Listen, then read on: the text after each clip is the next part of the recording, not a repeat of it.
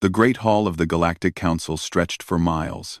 Thousands of alien species sat in their assigned seats, their eyes fixed on the central platform where decisions that shaped the galaxy were made. Light from distant stars poured through crystal windows, painting everything in shades of blue and gold. Admiral Tejo stood alone on that platform. He was 62 years old, with gray hair and tired eyes that had seen too many battles. His uniform was clean and pressed, decorated with medals from wars he had fought for the Council. Behind him, a holographic display showed Earth and its 12 colony worlds scattered across 3 star systems. Distinguished members of the Galactic Council, Tejo began, his voice steady despite the fear in his heart. The Vorath Empire has declared war on humanity. Their fleet of 5,000 ships approaches our colonies as I speak. We request immediate military assistance as promised in the Treaty of United Species. Silence filled the hall. Tejo watched as alien delegates whispered to each other. Some looked away. Others pretended to study their data screens. The High Speaker, a tall being with silver skin and 4 arms, rose from his throne. His name was Draven, and he had led the Council for 300 years. His voice echoed through the chamber like thunder. Admiral Tejo, the Council has reviewed your request. We have also received a message from the Vorath Empire. Of this happen. We have also reviewed your request. Tejo felt his stomach drop. He knew what was coming. The Vorath have offered peace. Draven continued. They will cease all aggression against Council space. They will open trade routes. They will share their advanced medical technology that can cure diseases across 100 worlds. And what do they want in return? Tejo asked, though he already knew the answer. Draven's 4 hands folded together. They want Earth and its colonies.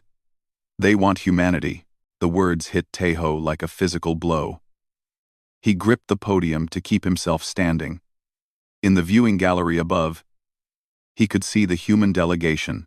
Ambassador Su Min, a woman who had dedicated her life to building bridges between species, was crying. General Daejung, who had fought beside alien soldiers for decades, stood frozen in shock. You cannot be serious, Tejo said. Humanity has been part of this council for 200 years. We have fought in your wars. We have died for your causes. We have shared our technology, our culture, our friendship, and we are grateful, Draven replied. But the mathematics are simple. The Vorath offer peace for billions of council citizens in exchange for 8 billion humans. The needs of the many outweigh the needs of the few. Tejo looked around the vast chamber. Thousands of alien faces stared back at him. Some looked guilty. Others looked relieved. A few looked hungry, as if they were already calculating how to profit from humanity's fall. I ask for a vote, Tejo said, his voice breaking. Let each species speak. Let democracy decide. Draven nodded slowly. Very well. All those in favor of accepting the Vorath offer, please indicate. Lights began to glow across the chamber. Green for yes, red for no. Tejo watched as green spread like a disease through the hall. The Korathi, who humans had saved from extinction 50 years ago, voted green. The Milani, who had signed a defense pact with Earth just 10 years ago, voted green. Even the Fandari, whose children had been rescued by human soldiers during the Plague Wars, voted green. When the count was finished, 93% had voted to abandon humanity. Tejo stood in silence for a long moment. He could hear Su Min sobbing in the gallery above. He could feel the weight of 8 billion lives pressing down on his shoulders. I see, he finally said. Then I have only one thing left to say. He reached up and removed the council medal from his chest. The same medal he had received for saving the Korathi homeworld. The same medal his father had worn before him. He placed it carefully on the podium. Humanity formally withdraws from the Galactic Council, effective immediately. We withdraw from all treaties, all trade agreements, all mutual defense pacts. As of this moment, we are strangers. Draven leaned forward. Admiral, be reasonable. Where will you go? The Vorath will hunt you down. You cannot survive alone. Perhaps not, Tejo replied. But we will not die as slaves, waiting for our masters to save us. We will die as humans, fighting for our own destiny. He turned and walked toward the exit. The human delegation fell in behind him. Ambassador Su Min dried her tears and lifted her chin high. General De Jung placed his hand on his sword. Young Lieutenant Hana, only 25 years old, looked back at the council with fire in her eyes. As they reached the massive doors, a voice called out. It was the delegate from the Milani, a species of small, gentle beings known for their kindness. Admiral, wait, surely there is another way. Surely we can negotiate. Tejo stopped but did not turn around. You had 200 years to know us, he said. You had 200 years to understand what humanity is. You watched us fight and bleed and sacrifice for this council. And when our hour of need arrived, you sold us like cattle.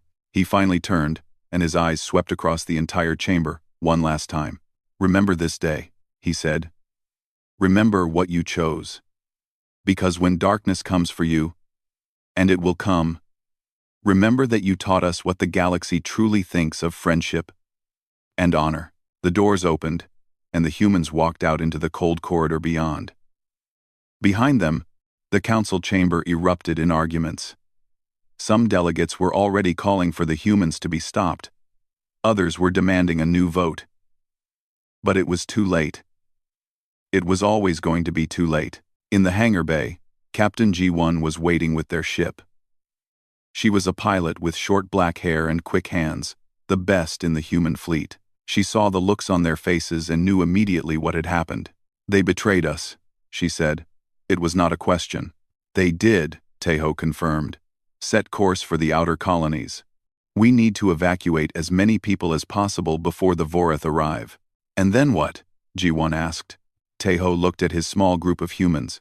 Su Min the diplomat, De Jung the warrior, young Hana with her burning eyes. G1 the pilot. These were the last representatives of humanity in council space. Then we disappear, he said. We go where no one has gone before. We go to the dark spaces between stars, where the council's maps end. And we prepare. Prepare for what? Hana asked. Tejo smiled, but there was no warmth in it, only cold determination. The council thinks we are weak because we asked for help. The Vorath think we are prey because we are small. They are both wrong. We will show them what humans can do when we have nothing left to lose. The ship lifted off from the council station and turned toward the distant stars. Behind them, the great halls of galactic civilization continued their endless debates and deals. No one noticed the small human vessel disappearing into the darkness. They should have. 50 years later, they would learn just how big a mistake they had made. 50 years later, when fire filled the sky and 1,000 warships blazed across the heavens, they would remember this day. They would remember the old admiral walking out of their hall with his head held high, but that was the future. For now, there was only the cold journey into the unknown, carrying the hopes and dreams of 8 billion souls who had been abandoned by the galaxy they had called home. The galaxy forgot about humanity quickly. Within 5 years, humans had become a cautionary tale that parents told their children. Within 10 years, they were barely a footnote in history books. Within 20 years, most species could not even remember what humans looked like. The council was happy to forget. The Vorath had kept their promise. Peace had spread across known space. Trade flourished. New medicines saved millions of lives. The sacrifice of one small species seemed like a fair price to pay, but in the dark regions beyond the mapped stars, humanity was very much alive. Commander Yuna stood on the bridge of the exploration vessel Dawn's Edge, staring at a planet that no alien had ever seen. She was 43 years old, with black hair streaked with gray and scars on her hands from years of hard work. Behind her, a crew of 50 humans watched their instruments with quiet excitement. Reading confirms it, said Navigator Hyun-ki, a young man with bright eyes and a quick mind. Rich deposits of titanium, copper, and something else. Something we have never seen before. Yuna leaned forward. Show me. The screen displayed readings from the planet below. Mixed among the common metals was a glowing signature that defied explanation. Whatever this material was, it existed nowhere else in the known galaxy. "We are going down there," Yuna decided. "Prepare a landing team." This was how humanity spent its years of exile. They explored, they searched, they found things that the rest of the galaxy had missed, because the rest of the galaxy was too comfortable to look. 3,000 light-years from Council space, in a region called the Dark Expanse, humanity had built a new home. What started as a handful of refugee ships had grown into a civilization of hidden stations and secret worlds. 8 billion humans had become 12 billion, then 20 billion, then more.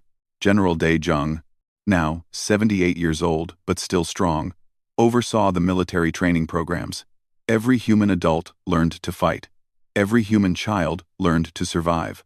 There were no civilians in exile. There was only the fleet. "Again," Dae-jung commanded, watching a group of young cadets practice combat drills. "Faster. The Vorath will not wait for you to find your courage."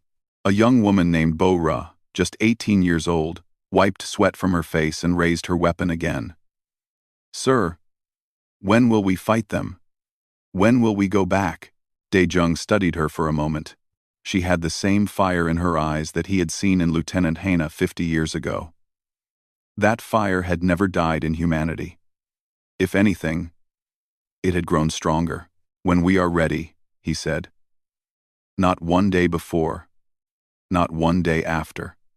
We will have only one chance to show the galaxy what humanity truly is. We cannot waste it." In the science stations orbiting hidden moons, engineer Min-Su led teams of researchers working on technologies the Council had deemed impossible. The Council believed that faster-than-light travel had limits.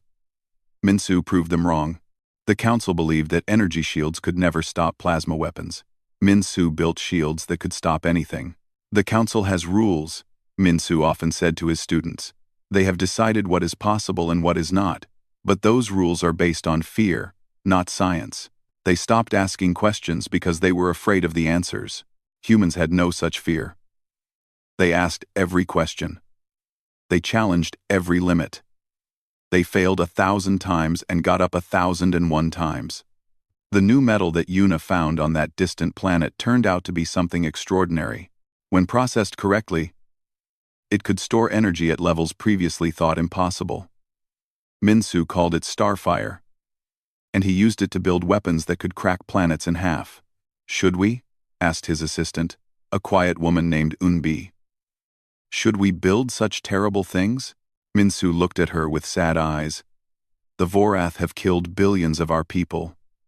The Council sold us like animals. When we return, we must be so strong that no one will ever think of betraying humanity again. We build these weapons not because we want to use them, but because we must be able to use them." Meanwhile, in the hidden capital of New Seoul, the government of humanity in exile continued its work. President Park, elected 30 years ago, and re-elected ever since, addressed his council of advisors. "The Vorath Empire is expanding again," reported Intelligence Director Soon Yi. "They have conquered the Milani homeworld. The same Milani who voted to abandon us." Some of the advisors smiled at this news. The Milani had betrayed humanity, and now they suffered for it. There was a certain justice in their fate. But President Park did not smile. "How many dead?" he asked quietly. 3 billion, Soon Yi replied. "The Vorath do not take prisoners." The room fell silent. 3 billion lives. Innocent lives. Children who had never even heard of humanity. Families who had nothing to do with the Council's decision 50 years ago.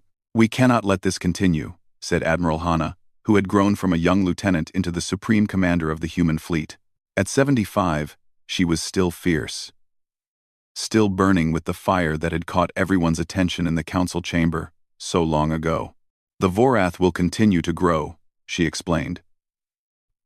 "They will consume one species after another. Eventually they will become so powerful that even we cannot stop them. We must act soon." President Park nodded slowly. "How many ships do we have?" 1,047 warships, Hana replied. Each one equipped with starfire weapons and shields. Each one crewed by humans who have trained their entire lives for this moment. And the Council's fleet? 30,000 ships, but they are old and weak. The Council has grown soft during these years of peace. Their weapons are outdated. Their soldiers have forgotten how to fight. President Park stood and walked to the window. Outside, he could see the shipyards where new vessels were being built every day. He could see the training grounds where young humans practiced for war. He could see the future that they had built from nothing. "My grandfather was Admiral Tejo," he said. He walked out of the council chamber with nothing but his pride and his people. He told me, before he died, that someday we would return. He said that when we did, we must remember two things. The room waited in silence. First, we must be strong enough to win. Not just to fight, but to win completely and absolutely. The galaxy must see that humanity is not prey. We are the hunters. He turned to face his advisors. Second, we must remember who we are. The Council abandoned us because they were cowards. The Vorath destroy others because they are cruel. We must be neither. When we return as humans. We return as people who fight for something greater than revenge. Admiral Hanna stood. Then the time has come. The fleet is ready. The people are ready. We have spent 50 years preparing for this moment. President Park looked at the faces around the table. Director Sun Yi, who had built the greatest intelligence network in the galaxy. General Dai Jung, who had turned civilians into warriors. Engineer Min Su, who had given them weapons of impossible power. Commander Yuna, who had found the resources to build an empire. And Admiral Hanna, who would lead them home. "Send the message to all stations and all ships," President Park commanded. "Humanity is going home, and this time, we are not asking for help. We are bringing it." Across the dark expanse, the message spread like fire. On hidden stations and secret worlds, humans looked up from their work. Soldiers checked their weapons. Pilots ran to their ships. Engineers made final adjustments to engines that would carry them across the stars. 50 years of silence was about to end. The galaxy had forgotten about humanity. They had made jokes about the small species that had disappeared into the darkness. They had congratulated themselves on making the smart choice. They were about to remember, and they would never forget again. The Vorath came without warning. Their ships darkened the skies of peaceful worlds like storms of black metal.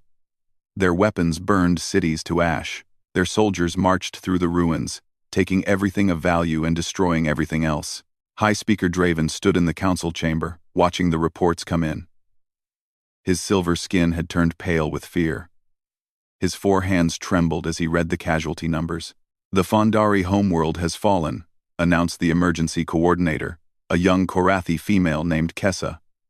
"Estimated deaths, 4 billion. Survivors are fleeing to neighboring systems, but the Vorath are hunting them down." "Where is our fleet?"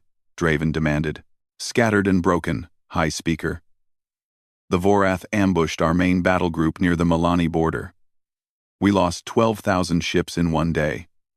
Draven closed his eyes. 12,000 ships. The Council had built that fleet over 2 centuries of peace. It was supposed to be enough to defend against any threat. It had lasted less than 1 day against the Vorath. "What do they want?" he asked. "What do the Vorath demand?" Kessa hesitated. "They want everything, High Speaker.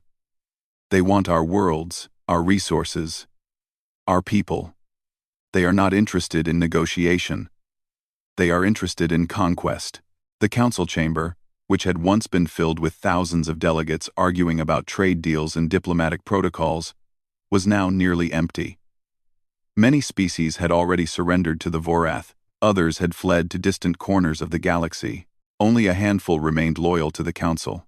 "We should have listened to the humans," said a quiet voice. Draven turned to see old Ambassador Grell, one of the few delegates who had voted against abandoning humanity 50 years ago.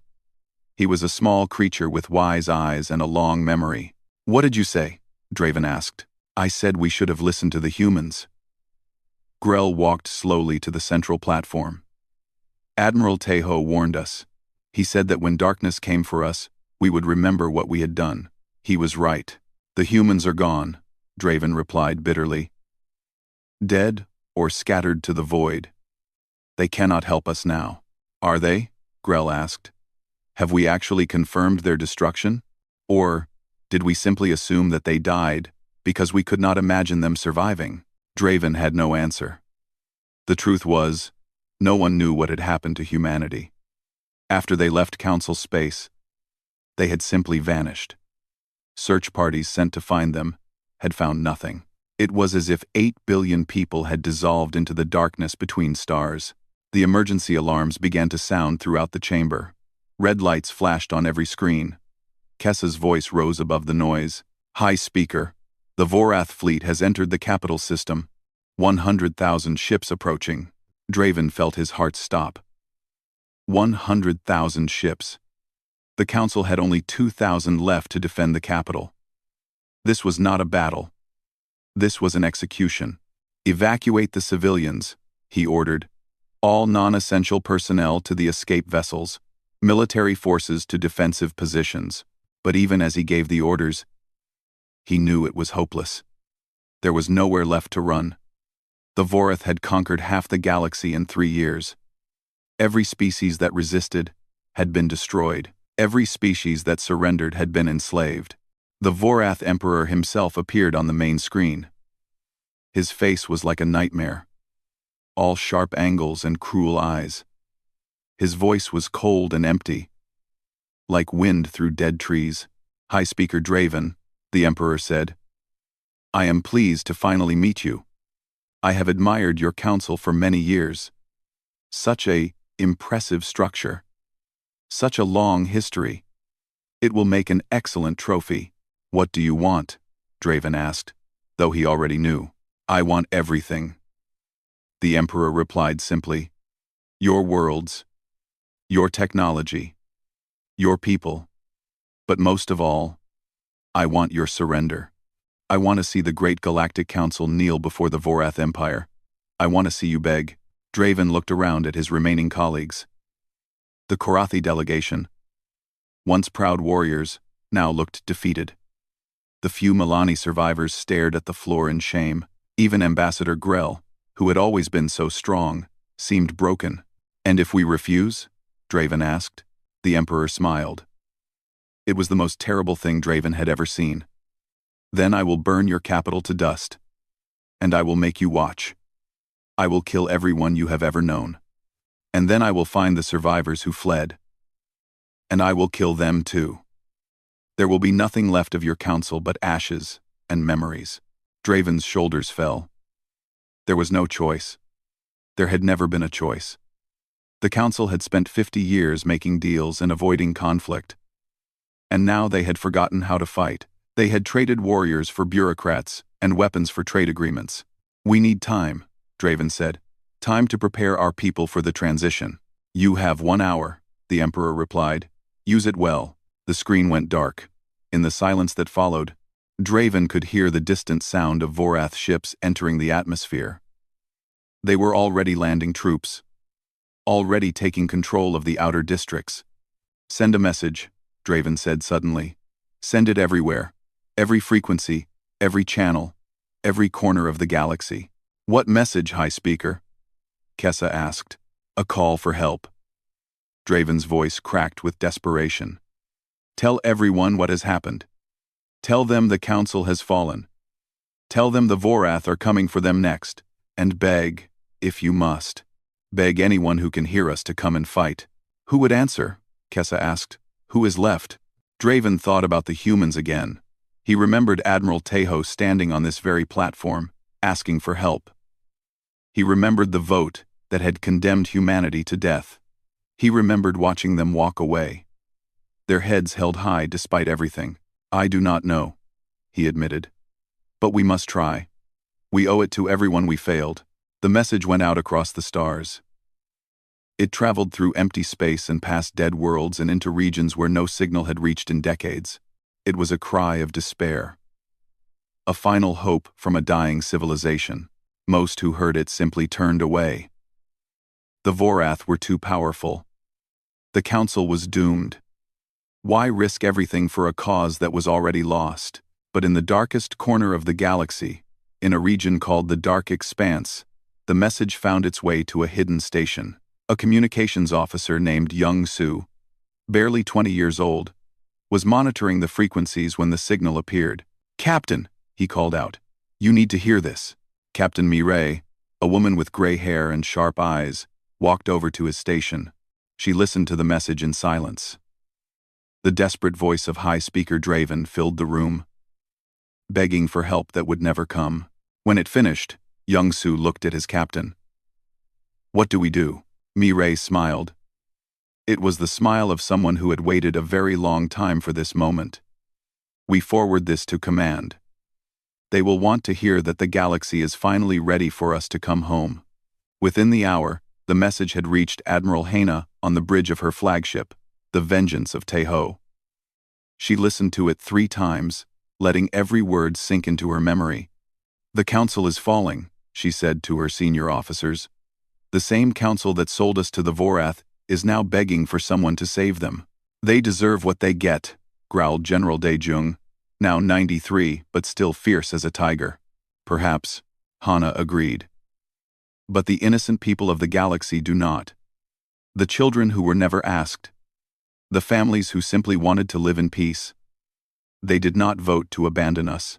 They do not deserve to die for the sins of their leaders." She turned to face the massive view screen that showed the human fleet assembled in formation.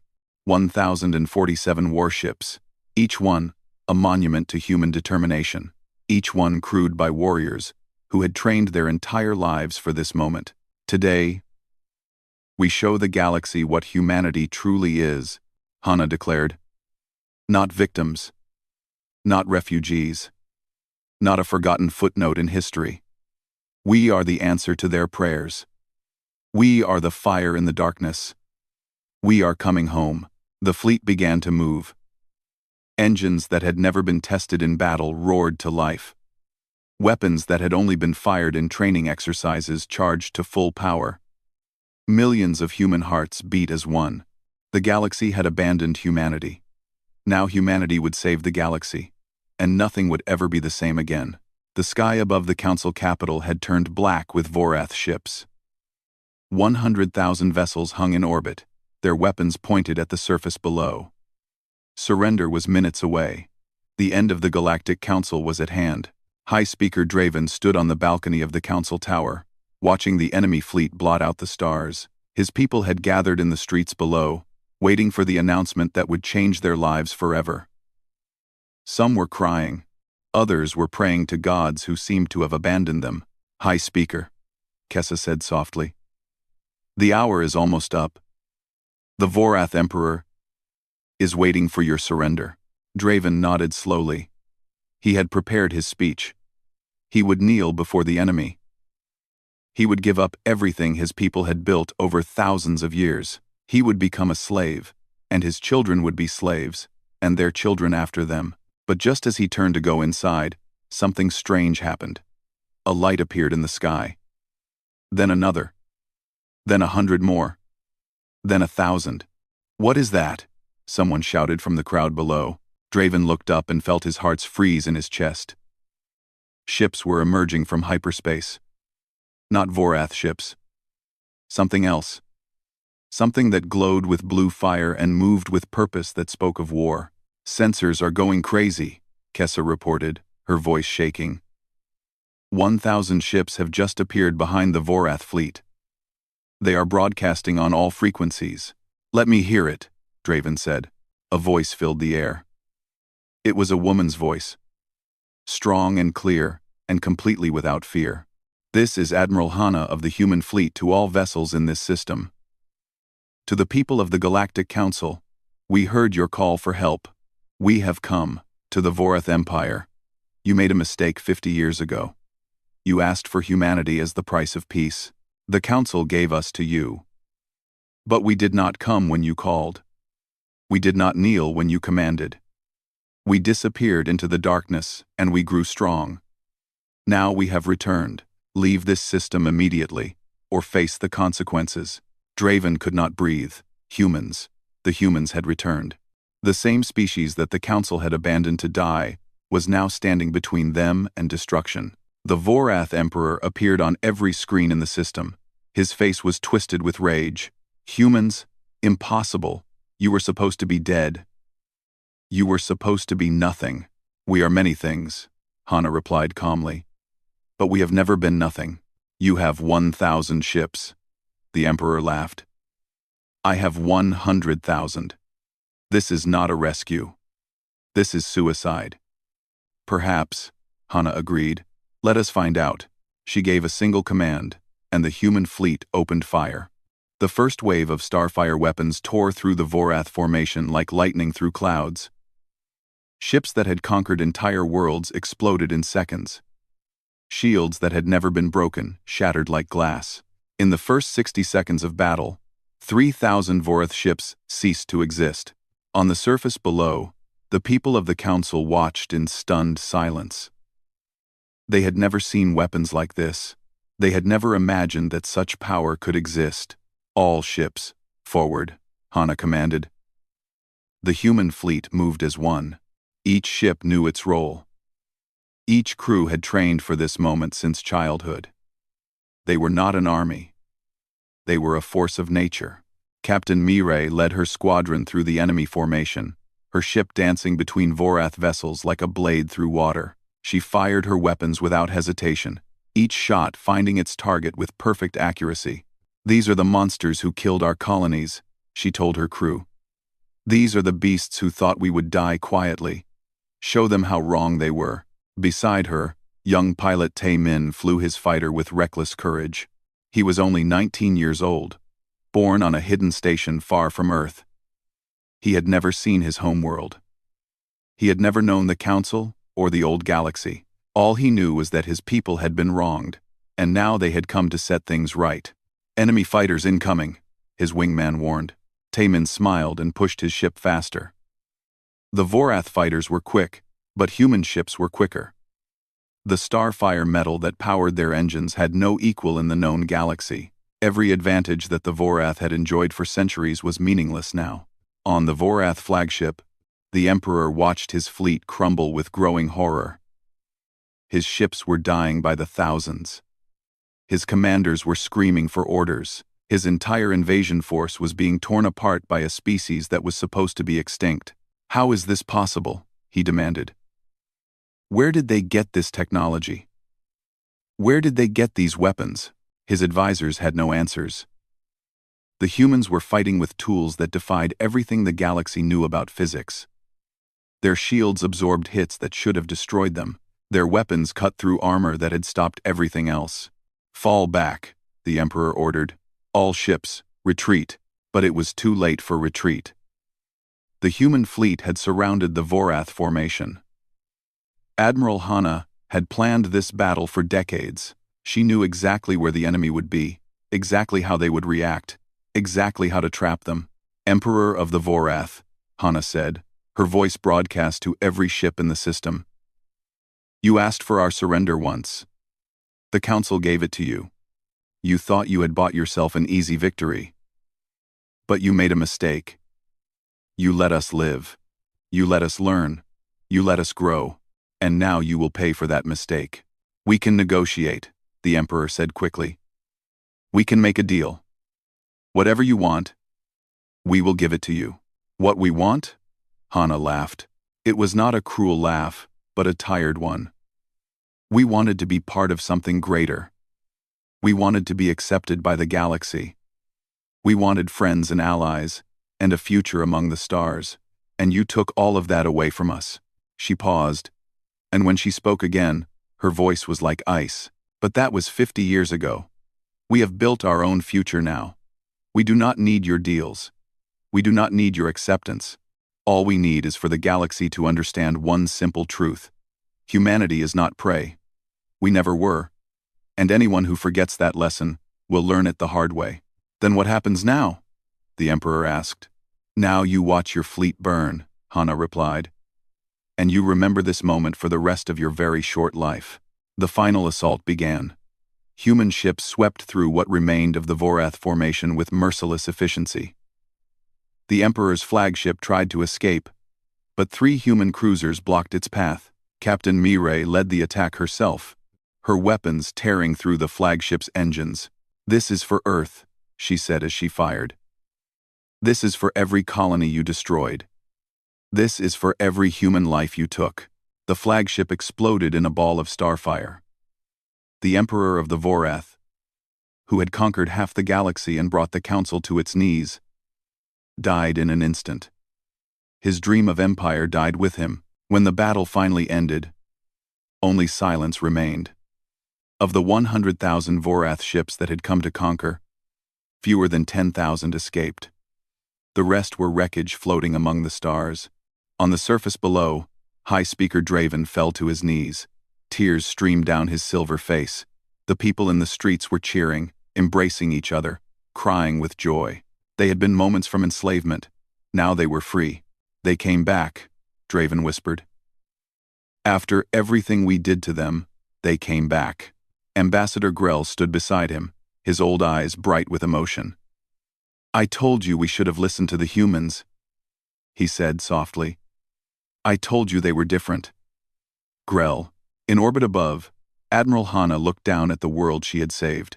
She felt no triumph, no satisfaction. Only a deep, quiet sadness for everything that had been lost along the way. "Admiral," her communications officer reported, "High Speaker Draven is requesting to speak with you." Hana took a deep breath. This was the moment she had imagined for 50 years. The moment when humanity would face the beings who had abandoned them. "Put him through," she said. Draven's face appeared on her screen. He looked old and broken and ashamed. "Admiral Hana," he said, his voice trembling. "On behalf of the Galactic Council, I want to say—" "Save it," Hana interrupted, not unkindly. "We did not come here for your apologies. We came because it was the right thing to do. We came because that is who we are. But after what we did, after what you did, we became stronger than you could imagine. So perhaps we should thank you." Hana allowed herself a small smile. "We will speak again soon, High Speaker. For now, take care of your people. They have been through enough." The screen went dark. Hana turned to face her crew, the men and women who had followed her across the galaxy to this moment. "Today, we proved something to the universe," she said. "We proved that humanity cannot be bought, cannot be sold, cannot be broken. Today, we came home." The crew erupted in cheers. After 50 years of exile, 50 years of building and training and waiting, humanity had finally shown the galaxy who they truly were. And this was only the beginning. The war lasted 3 more months. Human fleets spread across the galaxy, hunting down what remained of the Vorath Empire. Every hidden base was found. Every secret weapon was destroyed. Every enslaved population was freed. Admiral Hana led the final assault on the Vorath homeworld herself. Their cities burned. Their armies fell. Their empire, which had seemed so unstoppable just a year before, collapsed like sandcastles before the tide. When it was over, humanity stood as the most powerful force in the known galaxy. 1,000 ships had defeated 100,000. One species, written off as dead, had saved everyone who had abandoned them. Now came the hard part. The council chamber had been rebuilt. The crystal windows still let in light from distant stars. The seats still stretched for miles. But everything else had changed. Admiral Hana walked to the central platform where her grandfather had stood 50 years ago. She wore the same uniform he had worn. On her chest was the same medal he had placed on the podium before walking away. President Park had given it back to her before this moment, saying it belonged here. High Speaker Draven rose from his throne. He looked different now. Older. Wiser. The arrogance that had defined him for centuries had been burned away by war. "Admiral Hana," he said, his voice echoing through the chamber, "on behalf of the Galactic Council, I formally invite humanity to rejoin our union. We offer full membership, voting rights, and a seat on the High Council itself." Hana looked around the chamber. Thousands of alien faces stared back at her. She recognized some of them. The Karathi, who had voted to abandon humanity but whose soldiers had fought alongside human warriors in the final battles. The Milani, whose survivors wept openly in their seats. The Fondari, who had named their children after human pilots who had saved their world. 50 years ago, Hana began, my grandfather stood on this platform. He asked for your help. He begged for your friendship. And you sold us like cattle to buy yourself a few more years of peace. The chamber was silent. No one dared to speak. I was there that day, Hana continued. I watched you vote. I saw the green lights spread across this room like a disease. I heard your silence when we walked away.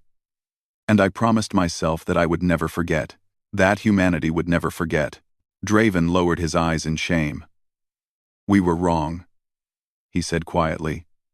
We know that now. We were cowards and fools. And billions died because of our cowardice.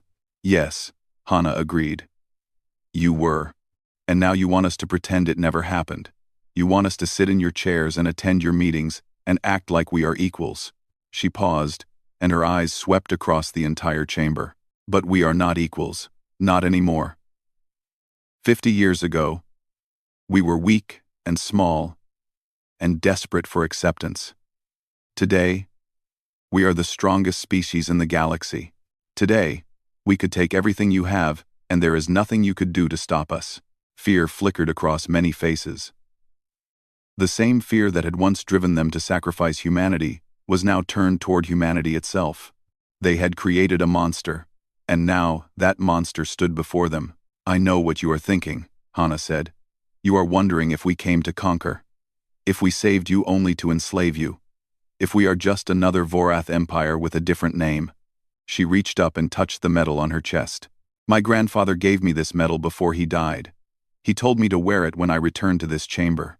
Not as a symbol of pride, but as a reminder. A reminder of who we were before the betrayal. A reminder of what we lost. And a reminder of what we must never become. She unclipped the medal and held it up for everyone to see. Humanity did not survive because we learned to hate. We survived because we refused to let hatred define us. We built our fleet not for revenge, but for defense. We developed our weapons not to destroy, but to protect. And when we heard your cry for help, we came. Not because you deserved it, not because we had forgiven you, but because that is who we are. She placed the medal back on her chest. So no, we will not rejoin your council. Not as members, not as equals, because we are not interested in returning to what we were. We are interested in building something new. Draven stepped forward. What do you propose? A new alliance, Hana replied. Not based on fear or convenience or the mathematics of sacrifice. An alliance based on something that this galaxy has never truly understood. Trust. Real trust. The kind that means something. How do we build such trust? Draven asked. After everything that has happened, how can anyone trust anyone? Hana smiled. It was a sad smile, but a genuine one. We start small. We start with honesty. We admit our mistakes and we learn from them. We protect each other not because we have to, but because we choose to. And when the next threat comes, and there will always be a next threat, we stand together, not because a treaty forces us to, but because we are family. The chamber erupted in whispers. Family. It was such a simple word. But in this place, where species had been bargaining with each other's lives for millennia, it was revolutionary.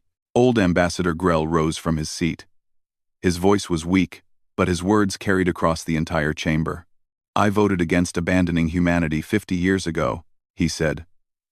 I was one of the 7%. And every day since, I have wondered what would have happened if more of us had been brave enough to stand with them. If we had fought together instead of sacrificing them for our own comfort. He looked at Hana with tears in his ancient eyes. Admiral, your grandfather was the finest being I ever knew. He showed me what courage truly means. And you have shown us what mercy truly means. You could have let us burn. You could have watched us die. But you came to save us anyway. He bowed deeply. I do not deserve your forgiveness.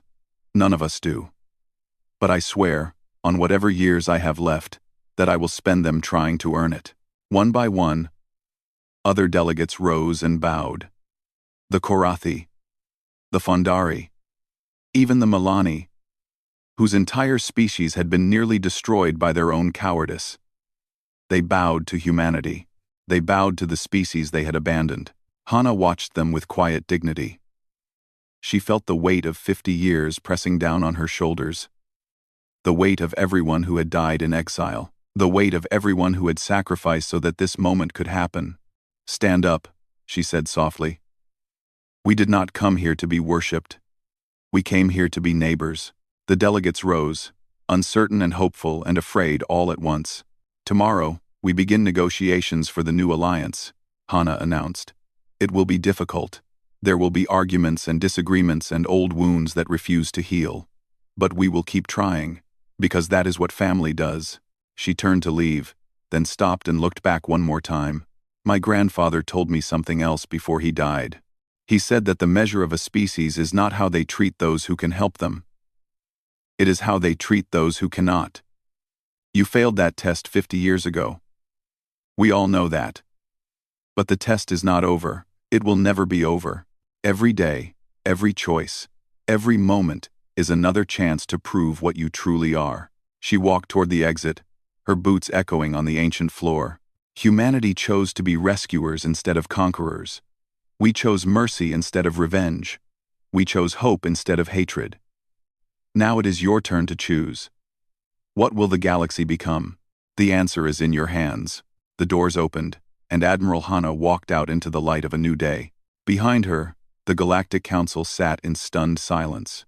For the first time in their long history, they understood something that humanity had always known. True strength was not about weapons or numbers or treaties. True strength was about holding on to your soul even when the universe gave you every reason to let it go. Humanity had returned. Not as victims or conquerors, but as something far more dangerous to the old ways of the galaxy. They had returned as an example, and nothing would ever be the same again.